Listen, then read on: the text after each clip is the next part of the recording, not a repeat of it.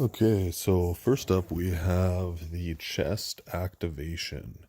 I like to do a little bit of activation before training every single muscle group. This particular one here is mimics the function of your pec muscle by pulling your hand across your body, shortening the pec, and then lengthening it out the back. You really get an optimal contraction on your pec this way. And as you can see, I'm kind of like changing up the angles and just kind of trying to get a little bit different stimulus. If you do this correctly with the band, you'll find that you get a huge pump. I like to do this for about 2 minutes each side, changing up the tempo and the reps, going from top to bottom, as you can see. Secondly, we have the laying down on an incline bench, Cuban presses. So it's kind of a combination of a kind of a rear delt raise, a little rotation of the rotator cuff there, and then a press. Pretty straightforward. Some people like to do these standing. I find this puts a lot more tension on the delts throughout. It's just an amazing way to get the shoulders really warm and get those rotator cuffs moving. So here we go for the first working set. This is going to be my heavy set for the incline dumbbell press. So if you see on the program, you do a heavy set and then you do kind of reduce the weight kind of set. So I haven't filmed both sets for each one, but you'll get the idea. For the first movement here, I filmed both just so that you can understand exactly kind of what you're supposed to be performing for each exercise. So yeah, the basic cues for incline dumbbell press: keep your butt and your lower back and your shoulder blades on the bench, retracting your scapula, pushing your chest out. Nice little deep stretch. No need to go down too far past parallel. That's just kind of putting unnecessary stress on the shoulder and risking, a tear potentially, depending on how flexible your muscles are. It looks like we've got the second set here, so this is kind of like a back off set. I've reduced the weight. I think the first one was the 120s. These might be the 100s or the 95s or something. Just trying to get a few more reps and trying to utilize kind of a rest pause technique. It looks like I've also decreased the angle of the incline. I really like to work in, kind of those odd angles rather than the traditional real steep incline. I find that this puts a little bit more stress and allows me to manipulate where I place that tension, the top portion of my pec. So I think you'll see here I try to go into a nice little rest pause, and I think I only get one rep. But really important just to stabilize your body. And you can see my ass started coming off the bench there, and that's kind of a cue that my pecs are ready to give up, and my forearm's going to start breaking down at that point. So I kind of rest, take a quick breath.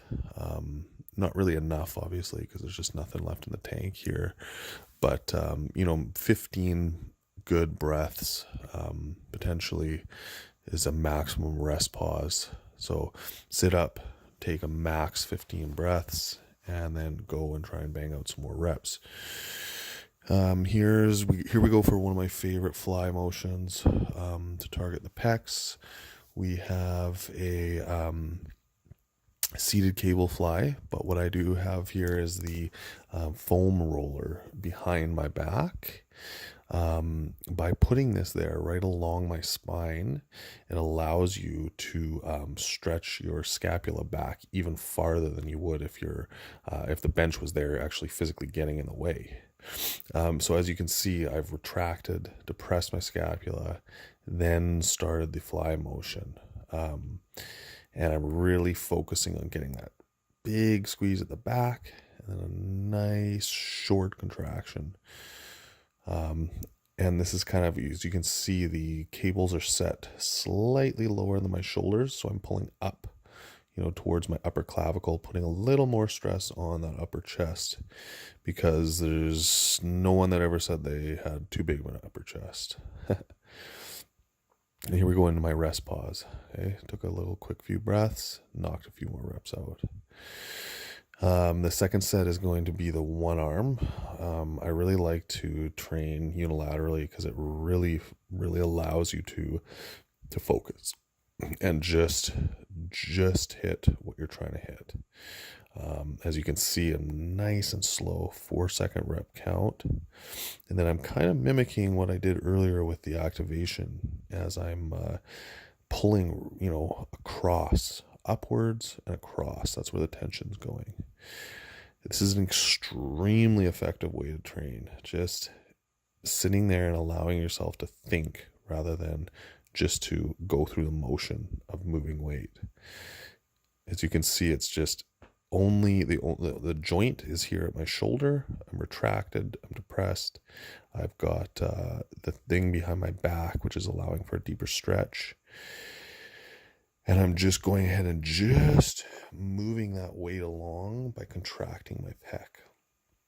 You'd be surprised if you just take a minute to lower the weight on your next time you train, and just sit there and go, pause your whole body and just contract that muscle.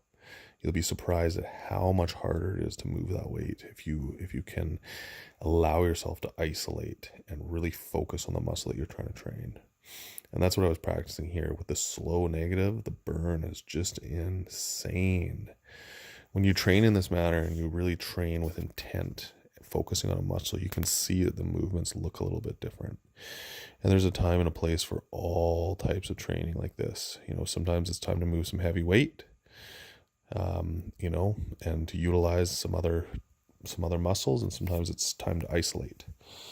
Okay, moving on here, we got just a flat bench with a very, very slow negative. Not really counting the negative, but just as slow as you can, and then an explosive positive. So on this set, I used way too much weight. I was very fatigued, obviously, and I think I've got 2 plates and a 25 on here currently, and that's not a lot of weight. But when you're deep in a session and you're doing a slow negative, that is a lot of weight. It was a lot of weight for me, clearly. So I think I only got about 6 reps. And then I did a back off set with much lighter weight. Okay, and then here we have the accumulating drop set. So the way this works is I started with the full stack, which was way too heavy. And then I slowly moved down the weight, but increased the repetitions. So when you're doing it heavy, you're in the lower rep ranges, and then as you go, the weight drops down, but the reps increase. A very painful way of training, very effective.